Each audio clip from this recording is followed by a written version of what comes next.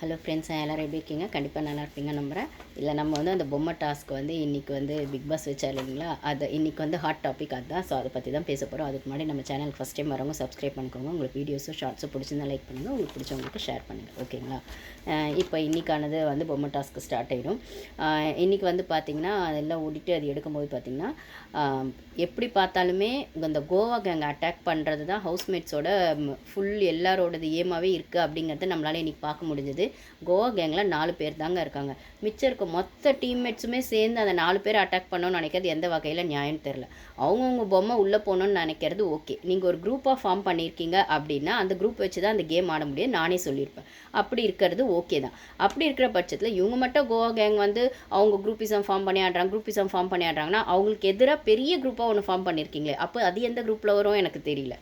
ஓகேங்களா? இப்போ இந்த குரூப்பில் 4 பேர் இருக்காங்கன்னா மற்ற இருக்க எல்லா ஹவுஸ்மேட்ஸுமே இந்த குரூப்பில் இருக்காங்களே. இதில் மஞ்சரி வேணால் அவங்க வந்து எந்த குரூப்பில் வேணால் இப்படியும் போய் சேர்ந்துக்கிறாங்க, அப்படியே அவங்க இண்டிவிஜுவல் கேம் ஆடுறதுனால இந்த கேமுக்காக உள்ளே இருக்காங்க, வெளில வந்துடுறாங்க, ஓகே.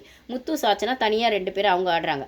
ஆனால் அதில் தேவைப்பட்ட அவங்க மஞ்சரி கூடவும் ஆடுறாங்க, இல்லை நேற்று ஆடும்போது அந்த சைட் ஜாக்லின்க்கும் ஆடினாங்க, அது ஓகே. ஆனால் மற்ற இருக்காங்கல்ல, ரஞ்சித், தர்ஷிகா, அன்ஷிதா, பவித்ரா, சத்யா, அருண், விஷால், இவங்கெல்லாம் எதில் வருவாங்க? சிவகுமார், இவங்கெல்லாம் எதில் வருவாங்க எனக்கு தெரியல. அப்போ இது குரூப்புன்னா அதுவும் குரூப்பு தானே. இது சின்ன குரூப், அது பெரிய குரூப், அவ்வளோதானே. அப்போ அவங்க மட்டும் குரூப்பிசம்னு சொல்லிட்டு இவங்க என்ன தனித்தனியாக வாடினாங்க? இத்தனைக்கும் பார்த்தீங்கன்னா அங்கே ஜெஃப்ரி அட்டாக் பண்ணும்போது, ரயன் அட்டாக் பண்ணும்போது யார் வேணால் யாருக்காக வேணால் வரலாம் அப்படின்னு முத்து சொல்லும்போது ஜெஃப்ரிக்காகவும் ரயானுக்காகவும் யாருமே வரவே இல்லையே.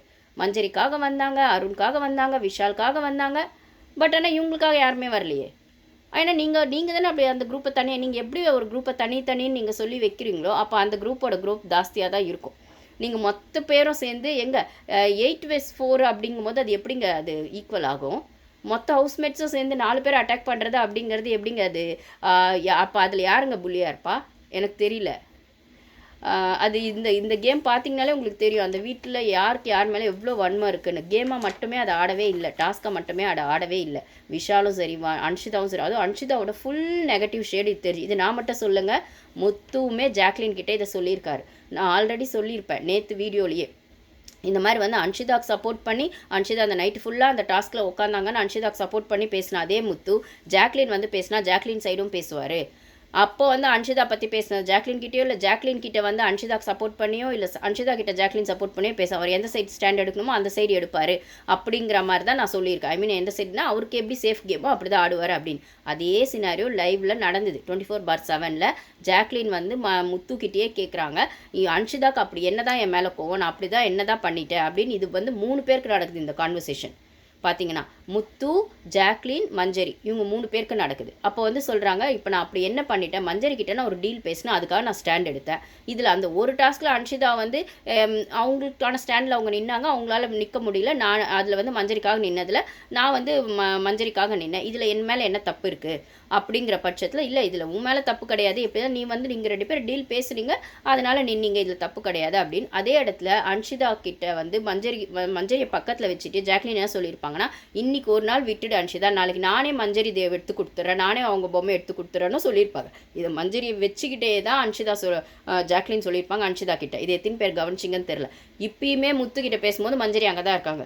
ஸோ இன்றைக்கி நான் அவங்கக்கிட்ட டீல் பேசிட்டு அதுக்கு நான் ஹானஸ்ட்டாக இருக்கணும், நாளைக்கு நானே கூட அவங்க பொம்மை எடுத்து கொடுத்துட்றேன் அப்படின்னு சொல்லியிருப்பாங்க. அது மஞ்சரிக்கும் தெரியும், இப்பயும் மஞ்சரிக்கு தெரியும். அப்படி இருக்கிற பட்சத்தில் ஜாக்லின் அங்கே என்ன சொன்னாங்களோ அதுக்கு தான் செஞ்சாங்க, ஓகேங்களா? நின்னாங்க. அதே மாதிரி அவங்க அந்த டீலில் அவங்க அந்த டீலுக்காக நின்னாங்க. இப்போ இந்த இடத்துல அன்ஷிதா அவங்களுக்காக நிற்கல, அவங்க தீபக்காக நின்னதை விட மஞ்சரி எலிமினேட் ஆகணும்னு நின்னது வன்மமாக தெரியலையா? அது தப்பாக தெரியலையா? இதில் ஜாக்லின் மஞ்சரிக்காக நின்னது மட்டும்தான் தப்பு அப்படின்னு சொன்னால் அது எப்படி? ஜாக்லின் இன்ஃபேக்ட் மஞ்சரிக்காக நிற்கவே இல்லை, அவங்களுக்காக நின்னாங்க. அவங்க இது உள்ளே போகணுன்றதுக்காக நின்னாங்க. இந்த இடத்துல முத்து என்ன பாயிண்ட் சொல்கிறாருன்னு பார்த்தீங்கன்னா, அது கரெக்டு தான். அப்போ வந்து முத்துக்கிட்டே ஜாக்லின் கேட்குறாங்க, நீங்கள் எல்லாரும் தான் சேர்ந்து இன்னும் உசுப்பேற்றி விட்டீங்க அன்ஷிதாவை, கிளாப் பண்ணி விட்டு செஞ்சு விட்டு இன்னும் உசுப்பேற்றி விட்டுட்டீங்க அப்படின்னு சொல்லும்போது அதெல்லாம் எனக்கு பிடிக்கல, அதெல்லாம் நீங்கள் பண்ண தப்புன்னு மஞ்சரி வந்து ஜாக்லின் வந்து முத்துக்கிட்டே முத்து சொல்கிறார், இல்லை நான் அதுக்காக நாங்கள் பண்ணல, அவள் ஆல்ரெடி கேமே ஆடல அந்த சம்மந்தி பஞ்சாயத்துக்கு அப்புறம் எதுவும் பண்ணலன்னு ஒரு விஷயம் போச்சு. அப்படி இருக்கிற பட்சத்தில் அவங்கள மோட்டிவேட் பண்ணுறதுக்காக தான் நான் பண்ணேன். ஆனால் நானுமே வந்து அன்ஷிதாவோட இன்னொரு ஷேட் பார்த்தேன். இவ்வளோ நாள் நல்லவங்களா இல்லை ஸ்மூத்தாக சாஃப்டாக பேசிகிட்டு இருந்த அன்ஷிதா இப்போ வந்து அவங்களோட நெகட்டிவ் ஷேடு, அவங்களுக்குள்ளே இவ்வளோ வன்மம் இருக்கா, இவ்வளோ கோவம் வருமா, இவ்வளோ நெகட்டிவ் ஷேட் இருக்கா அப்படிங்கிறத நானுமே பார்த்தேன் அப்படிங்கிற மாதிரி முத்து வந்து ஜாக்லின் கிட்ட சொல்கிறாரு. இது எத்தனை பேர் பார்த்தீங்கன்னு எனக்கு தெரியாது 24/7. நான் சொன்ன மாதிரியே தான் அன்ஷிதா கிட்ட ஒரு பேச்சு, ஜாக்லின் கிட்ட ஒரு பேச்சு முத்து பேசுகிறாரு. அப்படி இருக்கிற பட்சத்தில் அன்ஷிதாக்கும் முத்து மேலே இப்போ ஒரு கோவம் வந்துருச்சு. அதை அவங்க அந்த டாஸ்க்லேயே சொல்லியிருப்பாங்க, அந்த பப்பெட் அப்படிங்கிற டாஸ்கில். ஸோ இந்த கேமை பொறுத்த வரைக்கும் அவங்கவுங்களுக்கான சேஃப் கேம் அவங்கவுங்க ஆட தாங்க செய்வாங்க. அவங்கவுங்க ஸ்ட்ராட்டஜி அவங்கவுங்க ப்ளே பண்ண தான் செய்வாங்க. இதில் நீங்கள் பண்ணுறது சரினா மற்றவங்க பண்ணுறதும் சரி தான், நீங்கள் பண்ணுறது தப்புனா மற்றவங்க பண்ணுறது தப்பு. இப்படி தான் இந்த கேமை பார்க்கணும். இதில் ஜாக்லின் செஞ்சால் மட்டும் தப்பு, விஷால் செஞ்சால் சரி, முத்து செஞ்சால் சரி, ஆனால் வந்துட்டு சௌந்தர்யா செஞ்சால் தப்பு அப்படின்னா அது வந்து நம்ம வந்து சரி வியூவராக நம்ம அப்படி பேச முடியாது. கேமுன்னு பார்க்குற பட்சத்தில் எல்லாருக்கும் கேம் தான். இல்லை நீங்கள் ஃபேர் அன்ஃபேர்னு வச்சுட்டிங்கன்னா எல்லாருக்கிட்டையும் ஃபேர் அன்ஃபேர் பார்க்கணும், அவ்வளோதான். இப்போ இந்த பொம்மை டாஸ்கில் கூட பார்த்தீங்கன்னா ஜெஃப்ரி வந்து இந்த பொம்மை டாஸ்க் ஸ்டார்ட் ஆன உடனே ஜெஃப்ரி வந்து ரயாண்ட் எடுத்துருவார்.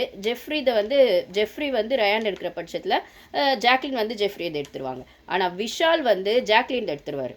சத்யா வந்து அவர் வச்சுருப்பார். அங்கேயே ஒரு ஃபவுல் கேம் தான், அவுட்டு தான். ஆக்சுவலி அவங்க பொம்மையை அவங்க எடுக்கக்கூடாதுங்கிறதா ரூல்ஸ், பிக் பாஸோட ரூல், ஓகேங்களா? அப்போ சத்யா அதை எடுக்கும்போதே சத்யா அவுட்டு. அது தீபக் கூட குரல் கொடுத்துட்ருப்பாரு, சத்யா நீ உந்து வச்சிருக்க, நீ அவுட்டுன்னு. ஆனால் அதுக்கப்புறம் அப்படியே பூசி மழுப்பி என்ன பண்ணுவார்னா விஷால் வந்து அவங்க தீபக் தப்புன்னு சொன்ன உடனே இப்போ இதெல்லாம் நீங்கள் வந்து அப்போ ஃபவுல் கேம்னா ஃபஸ்ட் இதுலேயே சத்யா அவுட்டு, செகண்ட் ரவுண்டுக்கு அவர் வந்திருக்கவே கூடாது. தீபக் அப்படியே குரல் கொடுக்குறாரு அவர் கேப்டனா, சத்யா நீ உன் பொம்மையை வச்சிருக்க, நீ அவுட்டுன்னு. உடனே விஷால் என்ன பண்ணுறாருனா இவர்கிட்ட இருக்க ஜாக்லின் பொம்மையை சத்யா கிட்ட கொடுத்துட்டு சத்யா அது வந்து இவர் வாங்கிக்கிறாரு. வாங்கிட்டு எடுத்துகிட்டு போய் விஷால் உள்ள வச்சிடறாரு சத்யா நீ சேவ்டு அப்படின்னு சொல்லிட்டோன்னே தேங்க்யூ அப்படின்னு சொல்லிட்டு சத்யா வந்து ஜாக்லின் வச்சுட்டு உட்காந்துருக்காரு. இந்த இடத்துல சத்யா சும்மாவும் ஜாக்லின் வச்சுட்டு உட்காந்துல்ல, ஜாக்லின் நம்ம அந்த பொம்மையை வச்சுக்கிட்டு டாமி நீ தூங்குன்னா டாமின்னு யாரை சொல்கிறாரு அவர்? டாமிங்கிறது என்ன, ஒரு டாகோட பேரையோ இல்லைன்னா ஒரு பூனைக்குட்டியோட பேர், ஏதோ ஒரு பேரை தானே டாமின்னு சொல்லுவாங்க. ஆல்ரெடி வர்ஷினியும் ஒரு இடத்துல வந்து சௌந்தர்யாவை வந்து டாகுன்னு சொன்னாங்க, நம்ம ஆல்ரெடி வார்ன் பண்ணியிருக்கோம் ஒஸ்ட் பிஹேவியர்னு. இப்போ இந்த இடத்துல ஜஸ்ட் லைக் தட் 1 hourல சத்யா வந்து ஜாக்லின் அப்படி சொன்னாதோ ஜாக்லின் பொம்மையை கையில் வச்சுட்டு அப்படி சொன்னதை ஜஸ்ட் லைக் தட் விட்டுட்டாங்க. எனக்கு புரியல, நீங்கள் வந்து 1 hour ஷோவில் வர்ஷினி சொன்னதை மட்டும் டீட்டெயிலாக போட்டிங்கல்ல, வர்ஷினி சௌந்தர்யாவை சொன்னதை. இப்போ சத்யா இந்த இடத்துல சொன்னதை ஜஸ்ட் லைக் தட் ஃப்ளோவில் விட்டுட்டிங்க. அவர் என்ன சொன்னார்னு கூட கேட்கல, கிட்ட ஷார்ப்பாக கவனிச்சாதான் கேட்குது. டாமி கொஞ்ச நேரம் நீ தூங்கு அப்படின்றாரு அந்த பொம்மையை கையில் வச்சுட்டு. அது என்ன, அதுவும் தப்பு தானே? ஒரு பொண்ணை நீங்கள் அப்படி சொல்லுவீங்களா? இல்லை உங்கள் ஃப்ரெண்டு விஷாலை கையில் வச்சுக்கிட்டா நீங்கள் அப்படி சொல்லுவீங்களா? அப்போ அதையே நீங்கள் பிக் பாஸும் இது ஏன் காட்டவே இல்லை, பெருசாகவும் காட்டலை, ஜஸ்ட் லைக் தட் விட்டுட்டாங்க, எனக்கு தெரியல. அப்போ நீங்கள் ஜாக்லினை சும்மா டவுன் பண்ணிட்டே இருப்பீங்க இந்த சீசனில் அப்படின்னா அவங்களுக்கான ஓட்டிங் வெளில ஏறிட்டே தான் இருக்குது.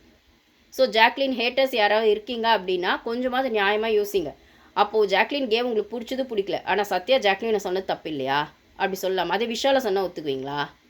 அப்போ அதே வர்ஷினி சௌந்தர்யா சொல்லும்போது தப்புன்னு சொன்னீங்கல்ல சௌந்தர்யா ஃபேன்ஸ்லாம், அப்போ ஜாக்லினுக்கு ஃபேன்ஸுன்னு வேணாம், ஆனால் அவங்களாம் அந்த கேமில் ஒரு கான்டெஸ்டன்ட், அவங்களுக்கான குறைஞ்சபட்ச ரெஸ்பெக்டோ கொடுக்கணும்ல. சத்யா சொன்னதும் தப்பு தானே. முதல்க்கு அவர் ஃபவுல் கேம் ஆடிட்டார், அவர் அங்கே நிற்கவே முடியாது, வெளில போயிருக்கணும். டக்குன்னு தீபக் சொல்லியுமே வந்து நீங்கள் வந்து அந்த டாயை மாற்றிட்டு தீபக் விஷால் வந்து சத்யா பொம்மையை சேவ் பண்ணிட்டு ஜாக்லின் பொம்மையை சத்யா கிட்ட கொடுத்துட்டாரு. இப்போ இந்த இடத்துல சாச்சனா கிட்ட விஷால் பொம்மை மாட்டிக்கிச்சு, ரயான் கிட்ட சாச்சனா பொம்மை மாட்டிக்கிச்சு. ஸோ இந்த இடத்துல ஸ்மார்ட்டாக ஒரு ப்ளே பண்ணுறாங்க ஜாக்லின். ஆக்சுவலி ஜாக்லின் பண்ணாங்களா, அது ஜெஃப்ரி ஐடியா கொடுத்தாரா நம்மளுக்கு சரியாக காட்டலை, ஓகேங்களா? என்ன ஆகுதுன்னா அப்போ வந்து ரயான் வந்து சொல்கிறாரு உங்ககிட்ட இருக்க பொம்மை என்னால் பிடுங்க முடியும் அப்படின்னு சொல்கிறார். ஏன்னா எப்படியும் கை வாங்கிக்கலாம் அப்படின்னு சொல்லிட்டார் ஆல்ரெடி பிக் பாஸ். கை வந்து வாங்கி ஒருத்தர் பொம்மை புஷ் அண்ட் புல் பண்ணிக்கலாம் அப்படின்னு சொன்னதுக்கப்புறம் வாங்கிடுவா அப்படின்னு சொல்லும்போது நீ வாங்கிருவியா அப்படிங்கிற மாதிரி சாச்சனா கேட்குறாங்க. இப்போ இந்த இடத்துல தான் சாச்சனா உசுப்பேற்றுறதை விட சாச்சனா வந்து தட்டி கொடுத்து அந்த வேலையை வாங்கிக்கிறது பெஸ்ட்டுன்னு ஜாக்லின் நினச்சிட்டாங்க போல. ஜாக்லின் சொன்னாங்களா இல்லை ஜெஃப்ரி சொல்லி ஜாக்லின் சொன்னாங்களான்னு தெரியல, நம்மளுக்கு ஜாக்லின் சொல்கிற மாதிரி தான் காட்டுறாங்க. ஜெஃப்ரி அங்கே உட்காந்துருக்காரு, ஓகேங்களா? ஏன்னா ஜெஃப்ரி உள்ளே போய் ரயான் பொம்மையில் வச்சுட்டு வந்துட்டார். அப்படி இருக்கிற பட்சத்தில் அங்கே ஜெஃப்ரி உட்காந்துருக்க மாதிரி காட்டுறாங்க. உடனே சாச்சனா டக்குன்னு கோவப்பட்டுட்டு இப்போ நீ வாங்கிருவியா வாங்கி தான் பாரு அப்படிங்கிற மாதிரி கோவப்படுறாங்க சாச்சனா.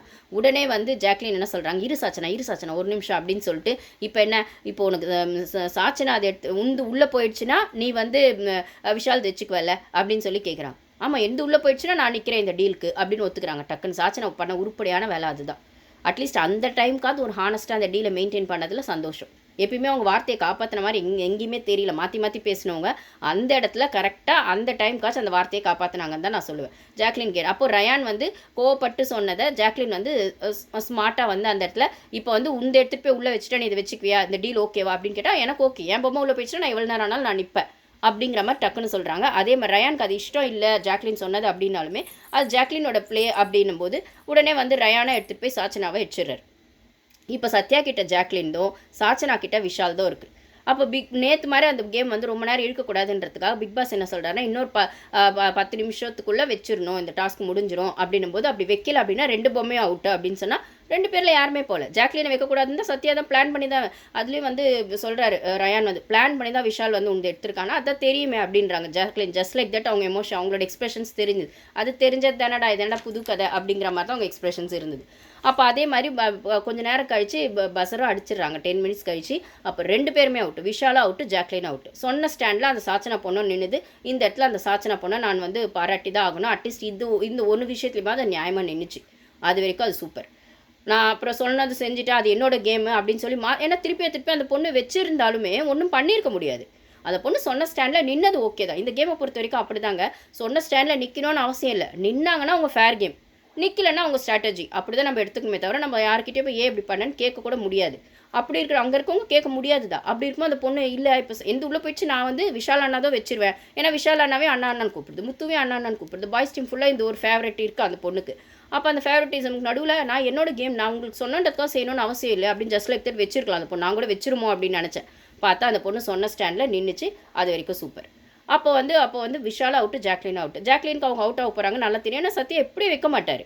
அப்படி இருக்கிற பட்சத்தில் இந்த பொண்ணு வச்சுட்டு இருந்த விஷால் வின் ஆயிருப்பாரு, ஜாக்லின் அவுட் ஆயிருப்பாங்க. இப்போ 2 பேருமே அவுட் ஆனதில் 2 பேருமே சந்தோஷம் தான். அதில் ஜாக்லின் அவுட் ஆனதில் எப்படி சொல்கிறார் Vishal, Anshitha this is for you அப்படின்றதுல எவ்வளோ வேணும். அது இன்னும் எப்படி ட்ரிகர் பண்ணும் பக்கத்தில் இருக்கவங்க ஜாக்லினை. நீங்கள் எவ்வளோ வன்மத்தை ஒரு பொண்ணு மேலே டெய்லி அந்த டாஸ்க் கண்டினியூ ஆகும்போதெல்லாம் காட்டுறீங்க. அப்புறம் வேற ஒரு இது ப்ராசஸ் அந்த லிவிங் ஏரியாவில் ஏதாவது டாஸ்க் கொடுத்தாலும் காட்டுறீங்க. ஏன் இவ்வளோ வன்மம் உங்களுக்கு கேம் ஆடுறதுக்கு உங்களுக்கு வந்து என்ன சொல்கிறது, அந்த ஒரு கெப்பாசிட்டியே இல்லைங்க. அவ்வளோதான் நான் சொல்லுவேன். முன்னாடி வந்து கேம் ஆடுறதுக்கு விஷாலை தான் கேட்குறேன். முன்னாடி வந்து கேம் ஆடுறதுக்கு உங்களுக்கு கெப்பாசிட்டியே இல்லை. பின்னாடி உட்காந்து பொண்ணுங்களை மார்க் பண்ணிருக்கீங்க. பின்னாடி உட்காந்து காசிப் பேசுகிறீங்க. இவங்களுக்கு குட்டி வனிதாக்கான்னு சொல்கிறீங்க, சௌந்தர்யா பிஹேவியர் சரியில்லைன்னு சொல்கிறீங்க, இஷ்டத்துக்கு என்னென்னமோ பேசுகிறீங்க. அப்புறம் அந்த ராணுவ தூண்டி விட்டு ஜாக்லினை பாய்சன்ன்றீங்க. அப்புறம் இது சௌந்தர்யாவும் பாய்சன்னு சொல்லி வைக்கிறீங்க. எல்லாத்தையும் அவங்க மைண்டில் ஃபீட் பண்ணுறீங்க. அப்போல்லாம் ஃபீட் பண்ணிட்டு பின்னாடி உட்காந்து கேம் ஆடுற நீங்கள், உங்களுக்கு கெப்பாசிட்டியே இல்லை. அங்கே அந்த பிக் பாஸ் ஷோவில் உட்காந்துருக்காது. பிக் பாஸ் டீம் ஏதோ ஒன்று பிளான் பண்ணி உங்கள் இமேஜை டோட்டல் டேமேஜ் ஆக்கி வெளில அனுப்ப போகிறாங்க.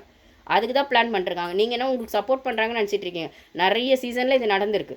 சப்போர்ட் பண்ணுறாங்க பண்ணலாங்கிறது நம்மளுக்கு ஒரு பார்வை இருந்தாலும் அவங்க உள்ள ஒரு இன்டென்ஷன் வச்சுருப்பாங்க. அப்போ வந்து அந்த பிக் பாஸ் ஷோ வந்து எப்படி போகணுன்னு அவங்க தான் டிசைட் பண்ணுறாங்கன்னும் போது பிபி டீம் ஏதோ ஒரு ரீசனுக்காக உங்களை உள்ளே வச்சுருக்காங்க. நீங்கள் என்னென்ன பண்ணுறீங்களோ பண்ணுங்கள், எல்லா கேமராலையும் பதிவாகுது அப்படின்னும் போது அவங்க குறும்படம் போடுறாங்களோ இல்லையோ, நீங்கள் பண்ணுறதெல்லாம் எடுத்து ஜனங்க வந்து வெளில போட தான் செய்ய போகிறாங்க. ஜாக்லின் ஃபேன்ஸ் போடுவாங்களான்னு எனக்கு தெரியாது, ஆனால் சௌந்தர்யா ஃபேன்ஸ் போட்டுருவாங்கல்ல. அப்போ வந்து நீங்கள் மாட்டத்தான் போகிறீங்க. அப்போ உங்களுக்கான ஓட்டிங் டவுன் ஆகுதோ இல்லையோ உங்கள் இமேஜ் டேமேஜ் ஆகிறது கன்ஃபார்ம். நீங்கள் பொண்ணுங்களை பற்றிலாம் இப்படி பண்ணணும். அதுவும் இப்போ நீங்கள் ஒரு ட்ராப்பில் மாட்டிருக்கீங்க பாரு அன்ஷிதா கூட. அன்ஷிதா உங்கள் ட்ராப்பில் மாட்ட போகிறாங்களா இல்லை அன்ஷிதா ட்ராப்பில் நீங்கள் மாட்டினீங்களான்னு தெரில. ஆனால் 2 பேருக்குமே அது பேக் ஃபயர் ஆக போகுது. ஒருத்தரவே நீங்களே அடிச்சுக்க போகிறீங்க. அதுவும் நடக்கத்தான் போகுது.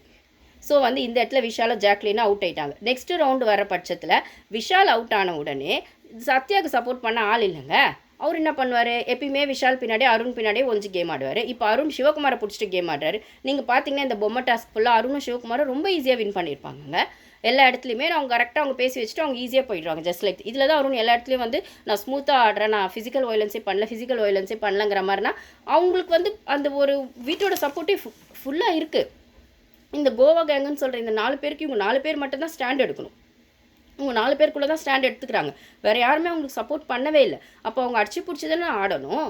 மிச்சம் 14 கண்டஸ்டன்ட் கூட இவங்க 4 பேர் போட்டி போடணும்னா அந்த ஒரு எஃபோர்ட் இவங்க போட்டு தானேங்க ஆகணும். ஃபிசிக்கல் எஃபோர்ட் ஆகட்டும், மென்டல் எஃபோர்ட் ஆகட்டும், அந்த மென்டல் ப்ரெஷரையும் பேலன்ஸ் பண்ணி தானே ஆகணும்.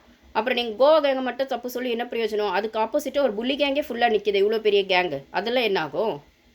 அப்படி இருக்க பட்சத்தில் செகண்ட் ரவுண்டில் சத்யா கர்மா இஸ் பூமராங்னு சொல்கிற மாதிரி சத்யா வந்து எந்த ஜாக்லின் பொம்மையை கையில் வச்சுட்டு டாமி அப்படிலாம் சொன்னாரோ அது மேபி கேமராவில் வந்து நம்மளுக்கு சரியாக காட்டாமல் இருக்கலாம். ஆனால் அடுத்த ரவுண்டில் அவர் தோத்துட்டாரு. ஏன்னா அவருக்கு சப்போர்ட் பண்ணாங்க விஷால் இல்லை உள்ள. அவர் பொம்மை யாருமே எடுக்கவே இல்லை. அவர் பொம்மை அப்படியே சும்மாவே இருந்துச்சு. அது யாரும் எடுத்துகிட்டு போய் சண்டை போட்டு வைக்கலன்றது கூட ஆடிந்தே யாரும் கேம் ஆடிருக்காங்கண்ணா. தர்ஷிகா பொம்மை எப்படி யாருமே எடுக்காமல் இருந்துச்சோ 2 ரவுண்டில், ஒரு ரவுண்டு ரிஜெக்ட் ஆகிடுச்சு ஃபவுலுன்னு, இன்னொரு ரவுண்டில் அது அப்படியே தான் இருந்துச்சோ. இப்போ விஷாலை நம்ம சத்யா பொம்மையும் அப்படி தான் இருந்துச்சு. ஆல்ரெடி தர்ஷிகா பொம்மையும் அப்படி தான் இருந்துச்சு விஷாலை நம்பிட்டு. இப்போ சத்யா பொம்மையும் அப்படி தான் இருந்துச்சு. ஸோ விஷாலை நம்பினா இதுதான் நிலமை. இப்போ அன்ஷிதா விஷாலை நம்பியிருக்காங்க. என்ன பண்ண போகிறாங்களோ தெரியாது. ஓகேங்களா? அப்படி இருக்கிற பட்சத்தில் சத்யா அந்த கேமில் அவுட்டு. சத்யா பொம்மை யாருப்பா என் பொம்மை அப்படியே இருக்குது, யாருமே எடுக்கல, அவர் பொம்மை அவரே எடுத்துகிட்டு போய் உள்ளே வச்சா ஃபவுலு தான். கையில் பிடிச்சிருந்தாலே ஃபவுல். ஆக்சுவலி ஃபஸ்ட் இதுலேயே ஃபவுல் ஆயிருக்கணும். தீபக் சோலம்பே சாமர்த்தியமாக விளையாடி வெளில வந்து வின் பண்ண மாதிரி நினச்சிட்டாரு. செகண்ட் ரவுண்டில் அவுட் ஆயிட்டார். இதுதான் 2 ரவுண்ட் நடந்தது.